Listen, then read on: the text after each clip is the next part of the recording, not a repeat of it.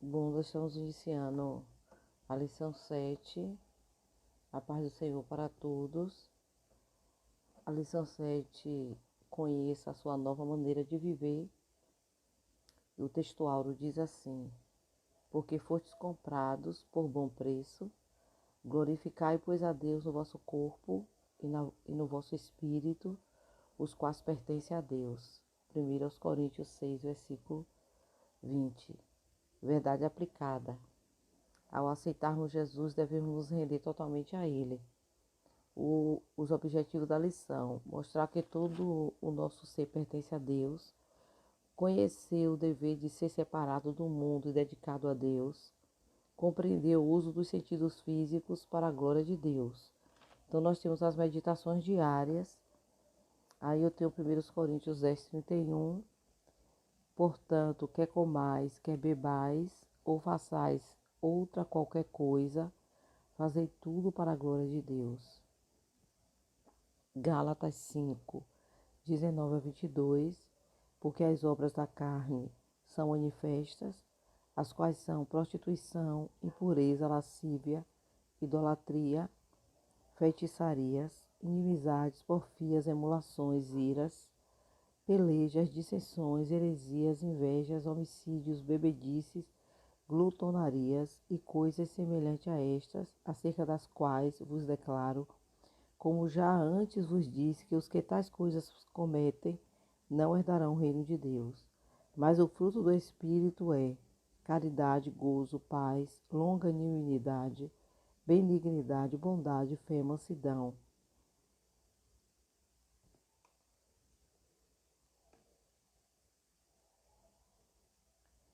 Mansidão, temperança.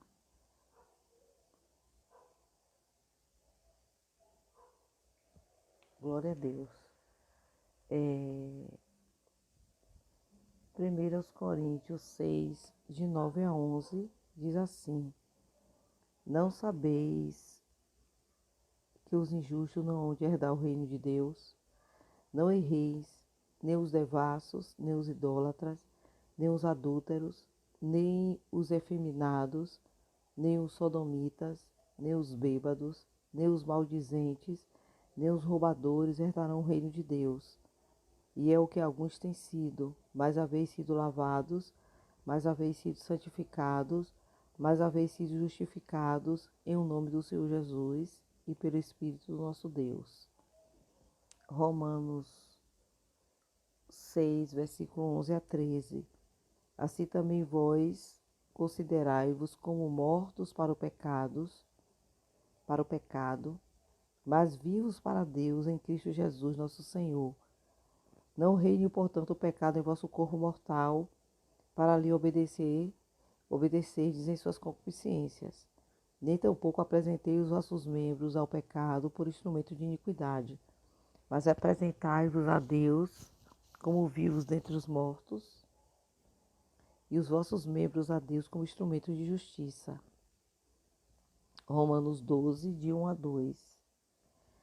Rogo-vos, pois, irmãos, pela compaixão de Deus, que apresenteis o vosso corpo em sacrifício vivo, santo e agradável a Deus, que é o vosso culto racional, e não vos conformeis com este mundo, mas transformai-vos pela renovação do vosso entendimento, para que experimenteis qual seja a boa, agradável e perfeita vontade de Deus. E, por último, Provérbios 4, 23, sobre tudo que se deve guardar, guarda o teu coração, porque dele procedem as saídas da vida. Bom, nós iremos seguir com o texto de referência. O texto de referência se encontra em 1 João 2, a partir do versículo 15. Então, nós iremos ler o 15, o 16 e o 17. Não ameis o mundo, nem o que no mundo há. Se alguém ama o mundo, o amor do Pai não está nele. Porque tudo que há no mundo, a concupiscência da carne, a concupiscência dos olhos e a soberba da vida não é do Pai, mas do mundo. 1 João 2,17. O mundo passa e a sua concupiscência, mas aquele que faz a vontade de Deus permanece para sempre. 1 João 3, versículo 2. Amados, agora somos filhos de Deus, e ainda não é manifestado o que havemos de ser, mas sabemos que, quando ele se manifestar, seremos semelhantes a ele, porque assim como ele é, o veremos. Versículo 3. E qualquer que nele tenha essa esperança, purifica-se a si mesmo, como também ele é puro. Introdução. Vamos ver a introdução da nossa lição, que diz assim: o nosso relacionamento com a sociedade que vivemos depende dos cuidados e atitudes pessoais. Nossa vida cristã é toda marcada por decisões e atitudes particulares mesmos. Ninguém pode tomar uma atitude pelo outro.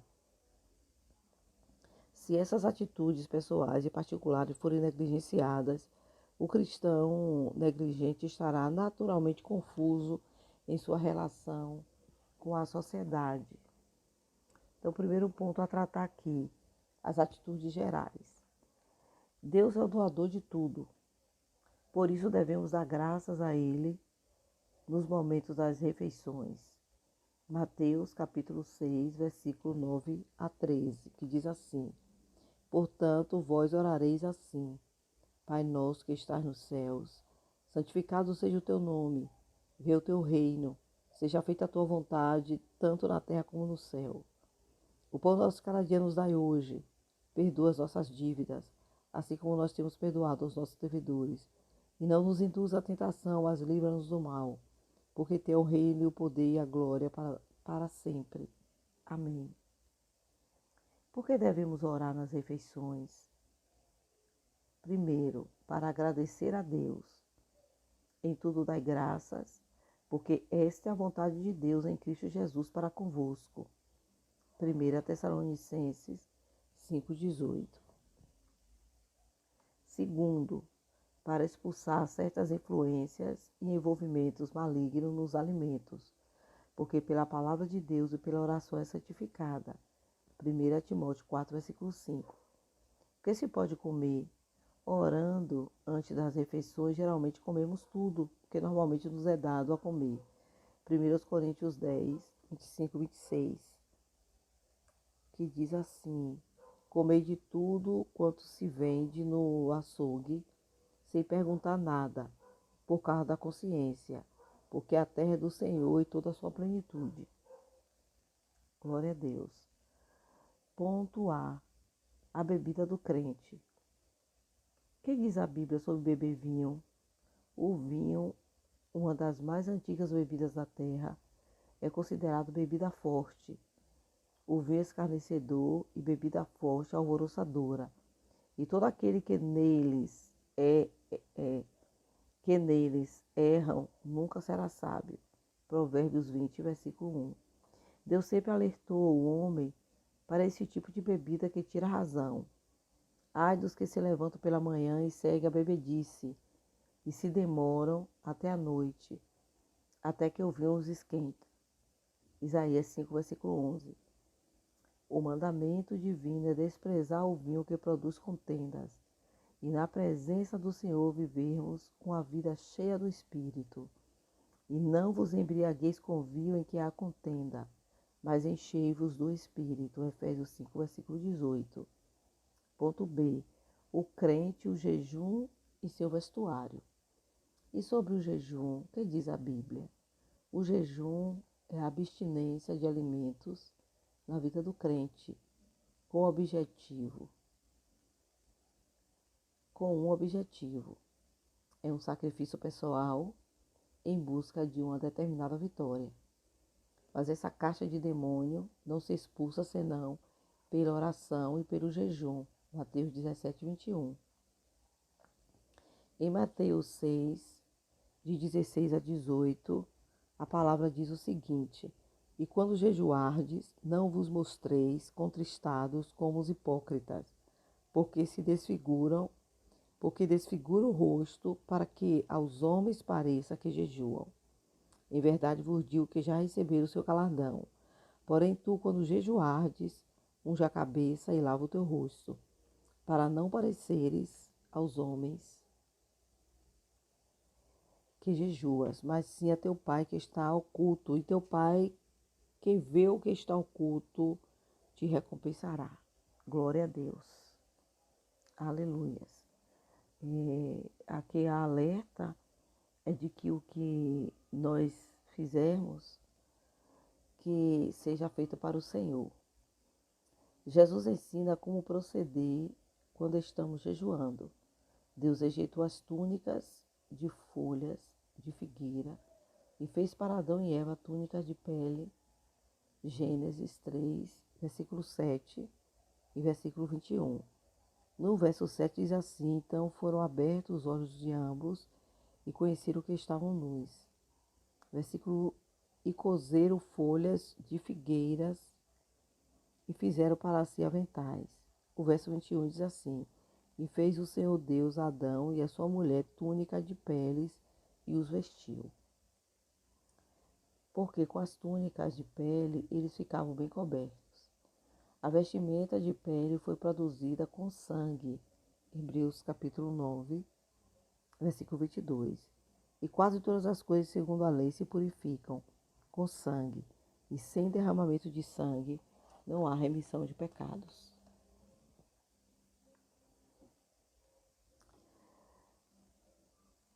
O derramamento de sangue é o símbolo da nossa redenção. Nossa vestimenta tem que referenciar o sangue de Jesus. De outra forma, estaremos considerados por Deus como nus. Apocalipse 3, versículo 18. Aconselho-te que de mim compres ouro provado no fogo, para que te enriqueças, e vestes brancas, para que te vistas, e não apareça a vergonha da tua nudez, e que unja os olhos com colírio, para que vejas.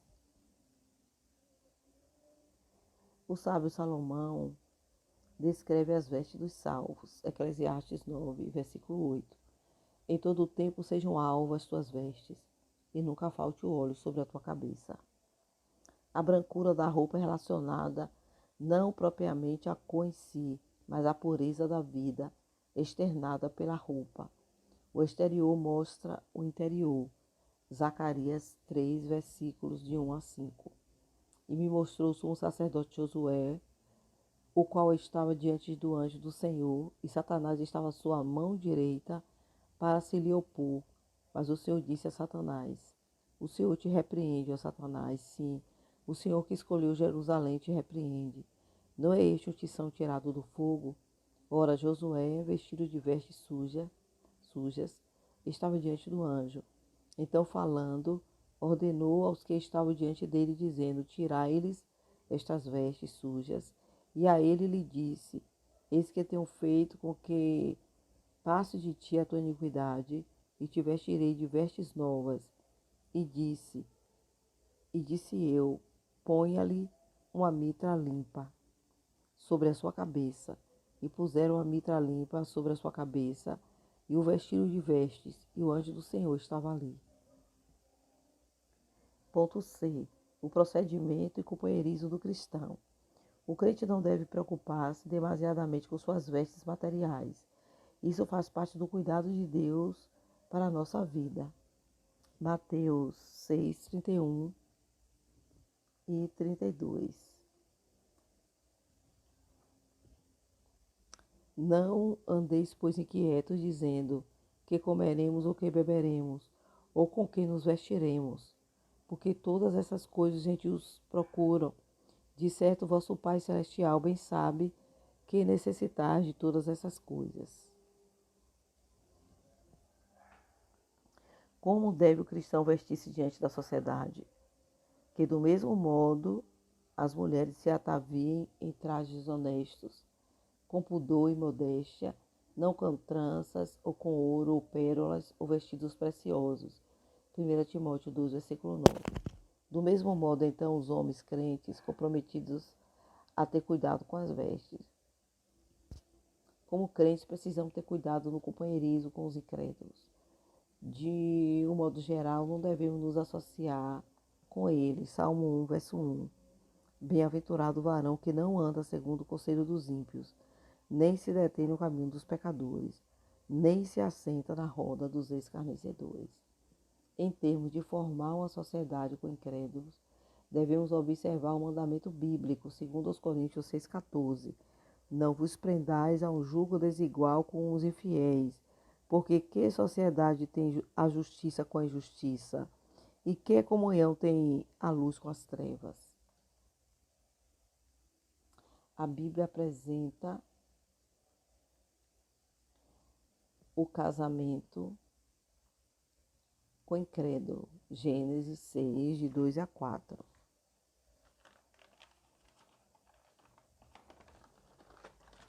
Gênesis 6, de 2 a 4. Aleluias.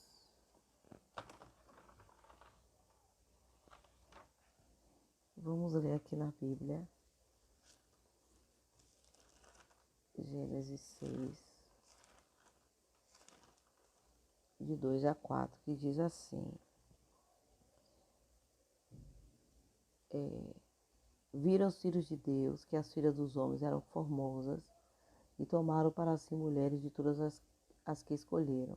Então disse o Senhor: não contenderá o meu espírito para sempre com o homem, porque ele também é carne, porque os seus dias serão 120 anos.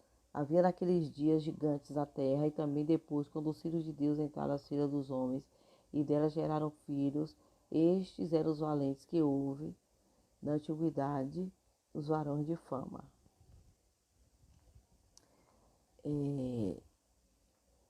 A Bíblia apresenta o casamento com incrédulos, e aí a gente vê a consequência em Gênesis 6, de 2 a 4, como a causa da degeneração da raça humana, vindo como castigo o dilúvio.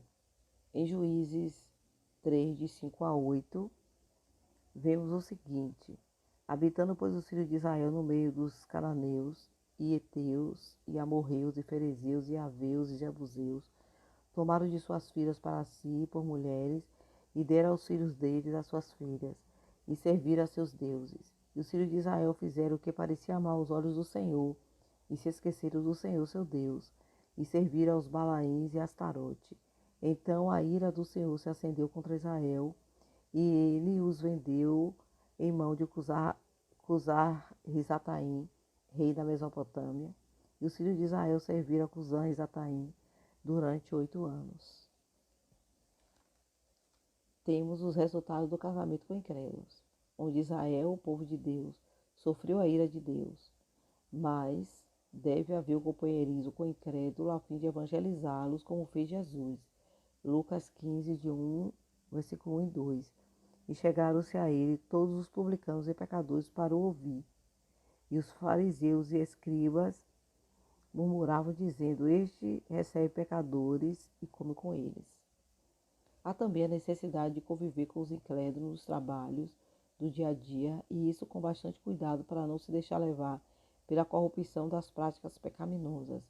Não peço que os tire do mundo, mas que os livres do mal. João 17, versículo 15. Ponto 2. Atitudes com os membros do corpo. Ponto A. Os olhos e ouvidos do crente. Os olhos do crente devem ser bons para que todo o corpo, consequentemente, seja bom. Mateus 6, 23, 22 e 23. Que diz assim: a cadeia do corpo são os olhos, de sorte que, se os teus olhos forem bons, todo o teu corpo terá luz. Se, porém, os teus olhos forem maus, o teu corpo será tenebroso. Se, portanto, a luz que em ti há são trevas, quão grandes serão tais trevas? Devem ser os olhos do crente elevados para o céu e não para o mundo. Eleva os meus olhos para os montes, de onde me virá o socorro. O meu socorro vem do Senhor, que fez os céus e a terra. Os olhos do crente devem valorizar o Criador, olhando para Jesus. Olhando para Jesus, autor e consumador da fé, o qual, pelo gozo que lhe estava proposto, suportou a cruz, desprezando a afronta, e assentou-se à destra do trono de Deus. Hebreus 12, versículo 2. O ouvido do crente deve estar atento a ouvir a palavra de Deus. Romanos 10:17. De sorte que a fé é pelo ouvir, e ouvir pela palavra de Deus. Ele ouve as palavras e conselhos do conhecimento. Provérbios 23, versículo 12. Aplica a disciplina ao teu coração e os teus ouvidos às palavras do conhecimento. Está sempre inclinado a ouvir a voz do Senhor. Então veio o Senhor e ali esteve e chamou como das outras vezes: Samuel, Samuel. E disse Samuel: Fala, porque o teu servo ouve. 1 Samuel 3, versículo 10. Ponto B. A língua e os pés do crente. Nossas palavras revelam nosso coração. Mateus 12:34. Raça de víboras, como podeis vós dizer boas coisas, sendo maus? Pois o que há em abundância no coração, disso fala a boca. O crente deve aprender como falar. O meu coração ferve com palavras boas. Falo do que tenho feito no tocante ao rei. A minha língua é a pena de um destro escritor. Salmos 45:1. Devemos ter cuidado com as palavras que não produzem edificação espiritual. Efésios 4:29. Não saia da vossa boca nenhuma palavra torpe, mas só a que for boa para promover a edificação, para que dê graça aos que a ouvem. O mau uso da língua desagrada a Deus, porque às vezes a língua promove contendas que incendeiam a vida do próximo. Tiago 3, versículo 6. A língua também é um fogo, como um mundo de iniquidade. A língua está posta entre os nossos membros e contamina todo o corpo, e inflama o curso da natureza e é inflamada pelo inferno. A língua deve ser guardada do mal. Provérbios 21:23. O que guarda a boca e a língua, guarda das angústias a sua alma. Saudável. Provérbios 15:4. Uma língua saudável é árvore de vida, mas a perversidade nela quebranta o espírito. Uma língua sábia. Provérbio 23:26. Dá-me, filho meu, teu coração, e os teus olhos observem os meus caminhos. Uma língua branda. Provérbios 25:15. Pela longanimidade se persuade o príncipe, e a língua branda quebranta os ossos. Uma língua refreada. Tiago 1:26. Se alguém entre vós cuida ser religioso e não refreia sua língua, antes engana o seu coração. A religião disse: é vã. Deus deseja usar nossa língua para a glória do seu nome. Devem estar calçados no evangelho da paz e firmados para não vacilarem, e calçados os pés na preparação do evangelho da paz. Efésios 6, versículo 15. São formosos os pés que anunciam esta paz maravilhosa. Ponto C. As mãos do crente devem ser limpas, competentes e ativas. Eclesiastes 9, verso 10. Tudo quanto te vier à mão para fazer, faze-o, conforme as tuas forças, porque na sepultura, para onde tu vais, não há obra, nem indústria, nem ciência, nem sabedoria alguma. Devem ser diligentes e usadas para a glória de Deus. Atos 5, versículo 12. E muitos sinais e prodígios eram feitos entre o povo pelas mãos dos apóstolos, e estavam todos unanimemente no alpendre de Salomão. E santificadas para esse fim. Quero, pois, que os homens orem em todo lugar, levantando mãos santas, sem ira nem contenda. 1 Timóteo 2, versículo 8. Ponto 3. Atitudes profundas. O cristão precisa tomar cuidado em suas áreas mais profundas.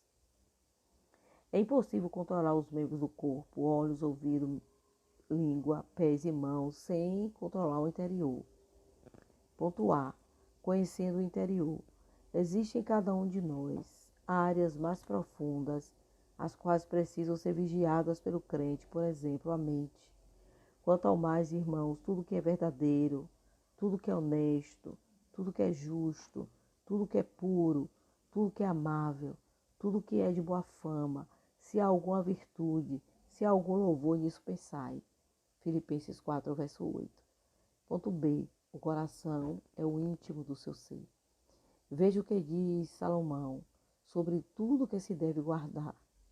Guarda o teu coração, porque dele procedem as saídas da vida. Provérbios 4, 23. Ponto C. Vigiando contra o pecado. A palavra de Deus nos mostra de maneira bem simples e definida as atitudes particulares e pessoais que o crente precisa tomar em relação ao pecado. Ele deve considerar-se morto para o pecado. Romanos 6, versículo 11. Assim também vós, considerai-vos como mortos para o pecado, mas vivos para Deus em Cristo Jesus nosso Senhor, para que não obedeçamos às concupiscências pecaminosas. Gálatas 5,16. Digo, porém, andai em espírito, e não cumprireis a concupiscência da carne. Conclusão: uma vida cristã produtiva é aquela que se considera viva para Deus.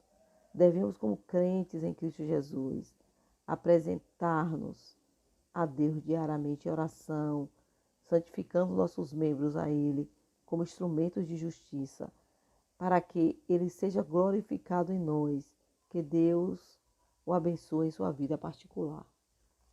Vamos para o questionário. Como proceder na hora da alimentação? Na hora da alimentação, a lição ensina que nós devemos estar orando antes das refeições e apresentando ao Senhor. Segundo, como deve se vestir o crente? A palavra de Deus nos diz que com honestidade, com pudor e modéstia, não com tranças ou com ouro, ou pérola ou vestidos preciosos.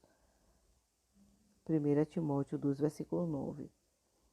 Terceiro, o que a Bíblia diz sobre os amigos do mundo? Tiago 4,4. Em Tiago 4,4 já responde sobre a questão da amizade com o mundo. Adúlteros e adúlteras, não sabeis que a amizade do mundo é inimizade contra Deus? Portanto, qualquer que quiser ser amigo do mundo constitui-se inimigo de Deus. Se você quer agradar os amigos, quer agradar o mundo, você se torna inimigo de Deus. É o que o versículo fala de Tiago 4,4. Quarto, como devemos se comportar? Como devem se comportar os olhos do crente? Como devem se comportar os olhos do crente?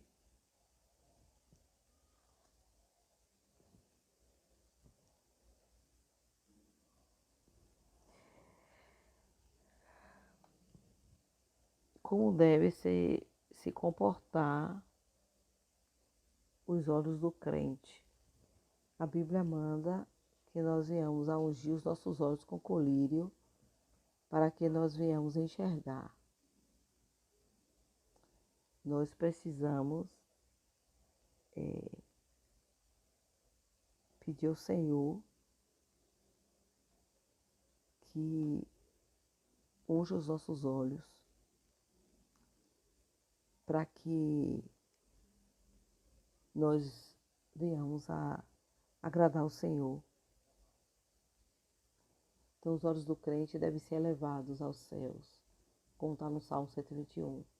Eleva os meus olhos para os montes, de onde me virá o socorro. E a última pergunta: de onde procede as saídas da vida? Provérbios 4:23. As saídas da vida procedem do coração. Provérbios 4:23 já diz: sobre tudo que se deve guardar, guarda o teu coração, porque dele, do coração, procedem as saídas da vida.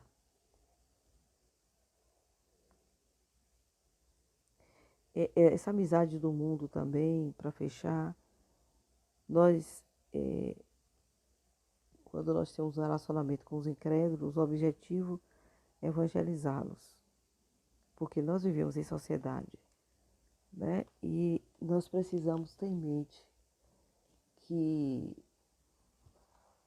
essas pessoas precisam do amor de Deus.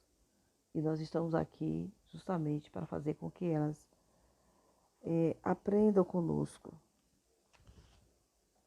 a desfrutar do amor de Deus. Deus abençoe, nós vamos orar. Amado Salvador, em nome de Jesus Cristo, queremos te agradecer por esta lição, a 7ª lição. Pedir ao Senhor, em nome de Jesus, que essa lição, por mais simples que seja, que venha impactar o nosso coração, o nosso viver, a maneira como nós devemos nos portar diante da sociedade. Eu entrego a vida dos teus servos em tuas mãos, de todas as pessoas que ouvirem essa lição, meu Pai. Eu quero te agradecer por tudo, no nome poderoso do Senhor Jesus Cristo. Que o Senhor abençoe a cada um deles e que a virtude do teu Espírito, Senhor, venha sobre eles, trazendo vida, trazendo salvação, libertação, trazendo cura, transformação de mente, em nome de Jesus Cristo. Amém.